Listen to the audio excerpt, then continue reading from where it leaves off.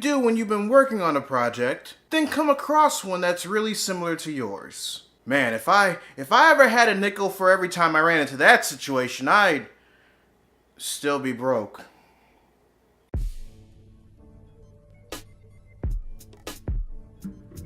Readers, I want to spend this Readus Rites discussing this topic because I think it's an important one. However, my answer along with my explanation would result in this video being a tad bit shorter than I would want it to be. Which is pretty much why I'm taking my precious ass time getting to the point. Because if there's one thing any of us learn from watching anime, it's how to properly incorporate filler.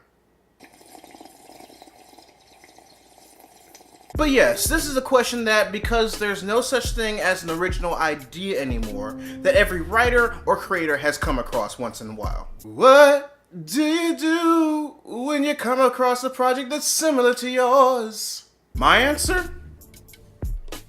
Keep writing it.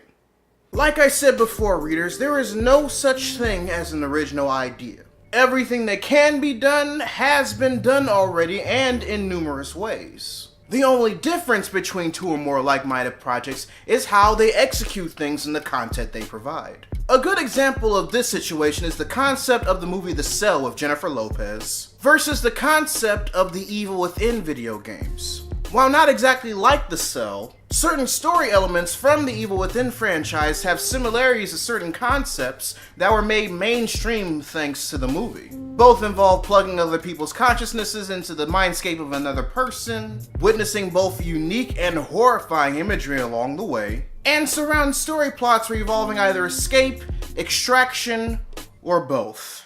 But at the same time, while it's easy to make comparison, or say that the Evil Within series is pretty much the video game version of The Cell and that they're pretty much the same, you could also accuse The Cell of doing the same thing with the first Matrix movie, which came out a year prior. But what separates the Matrix, The Cell, and the Evil Within from each other are how the narratives are, the story being told, and the overall tone over the course of all three works in order to make them separate experiences. As a writer, you have to be ready to accept the fact that the idea that you're working on now has already been done in some capacity, regardless whether or not you expose yourself to the work that's similar to yours before. But the one thing that separates your project from the other ones is that it has your voice.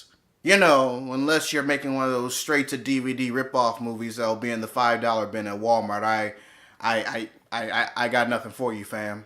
Now, I'm not saying completely ignore that other project. You're more than welcome to look back on it to see how you can differentiate yours from it. But my advice, though, is to wait until you get yours done and tell the story that you want to tell. Then go and take a look at that other project to see if it truly is less or more like your own. If you feel satisfied that it isn't, awesome. If you don't, then dedicate a couple of your upcoming drafts to make it stand out and be more unique. At the end of the day, this will always be your story, no matter how similar it is to someone else's. But it'll be how you tell it and execute it that will make it stand out.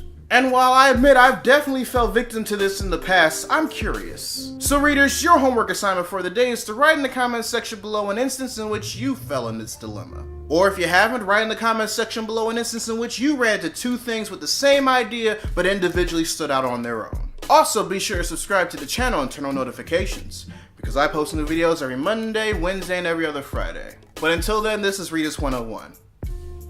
Class dismissed.